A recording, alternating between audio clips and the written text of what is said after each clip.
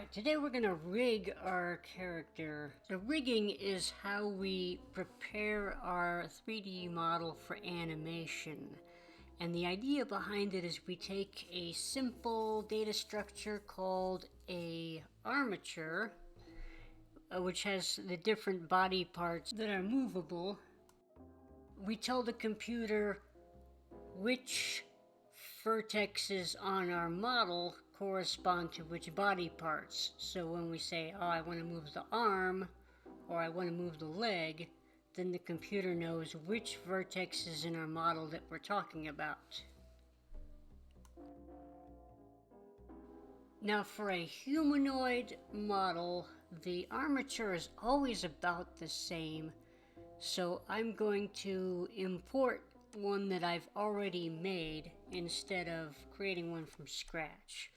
I just created an armature one time and I just use it over and over again because it's much easier than creating my own from scratch. But if you want to create your own armature, there are lots of tutorials on YouTube about how to do that, so that's certainly possible. Mine is pretty simple. Mine doesn't have any rigging on the face or on the fingers. A lot of times the fingers are rigged so that the character can hold things or whatever, but instead I just have the hands in kind of a neutral, ambiguous position that serves all purposes, and that just simplifies my workflow. Moving the fingers is not going to be an important part of my game specifically, so I'm not going to worry about it. Alright, so the first thing we need to do with our armature is adjust it so that it has the same proportions as our character. Since every character is not exactly the same, I have to adjust it every time I make a character. I have to adjust the armature. Because some characters are a little taller, or their arms are longer or shorter, or this or that. So these adjustments need to be made.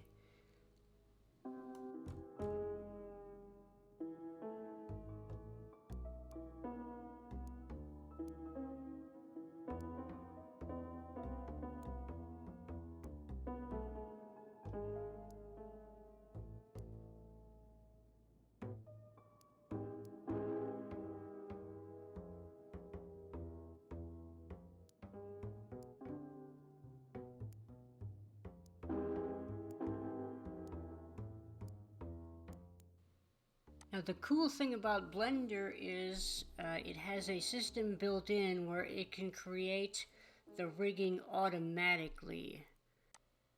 First I select the model, then I select the skeleton, I press Ctrl P, and then choose automatic weights.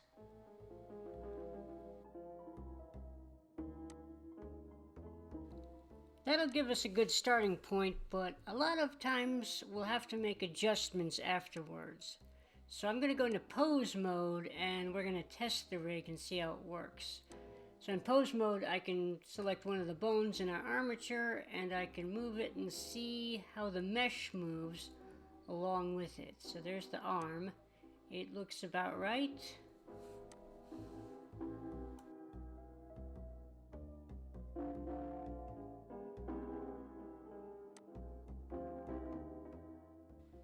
Here's the head. Now I'm noticing the mustache is not moving in sync with the head, and that's going to be something that we're going to need to fix. That's not going to work. Now the leg might be a problem because of the coattail. The coattail doesn't follow closely with the armature, so we'll see what happens. Now the coattail doesn't move as much as the leg, but it looks about right. I think that's going to work. So I don't think we need to adjust anything there. And there's the back and the spine. Then we'll just test all these other little joints.